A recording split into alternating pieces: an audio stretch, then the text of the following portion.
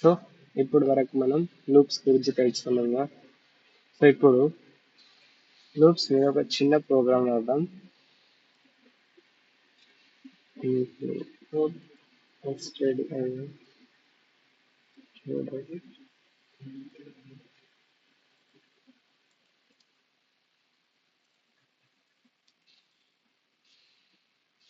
Return 0. So this is the basic form or basic structure of the C language. So మనం ఏదైనా execute చేయాలంటే ఇంట్ main return 0 పైన మనం స్టేట్మెంట్ అనేది ఇవ్వాలి. సో మనం ఫర్ లూప్ కింద ప్రోగ్రామ్ చేద్దాం. ఫర్ ఐ అంటే ఐ ఈక్వల్స్ టు 0 అంటే 0 నుంచి స్టార్ట్ అవ్వాలి. I is greater than or equals to 10.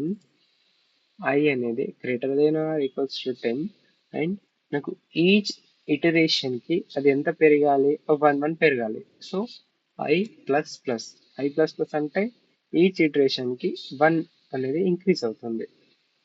Then ఇచ్చిన వర్క్ ఏంది, ఏం వర్క్ ఇస్తున్నాం కింద స్టేట్మెంట్ లో, printf %d, ఐ.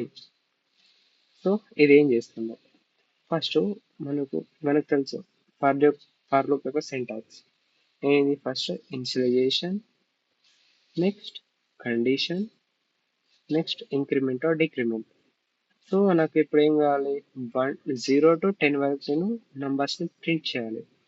సో నా స్టార్టింగ్ కండిషన్ ఎక్కడి నుంచి ఇస్తున్నా, 0 నుంచి 10 వరకు ఈచ్ ఇటరేషన్ కి నాకు +1 అవ్వాలి, అందుకని I plus plus. Next condition లో స్టేట్మెంట్ ఏం వర్క్ ఇచ్చిన దీనికి, printf %d, ఐ అంటే ఐలో ఉన్న వాల్యూని ఇది ప్రింట్ చేస్తుంది. ఒకసారి రన్ చేసి చూద్దాం. చేసేసి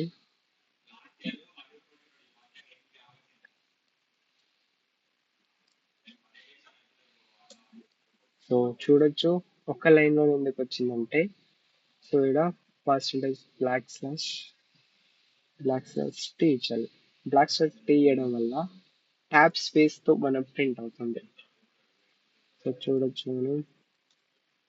so 0 1 2 3. So thanks for watching. మీకు అర్థమైందని అనుకుంటున్నా. Thank you.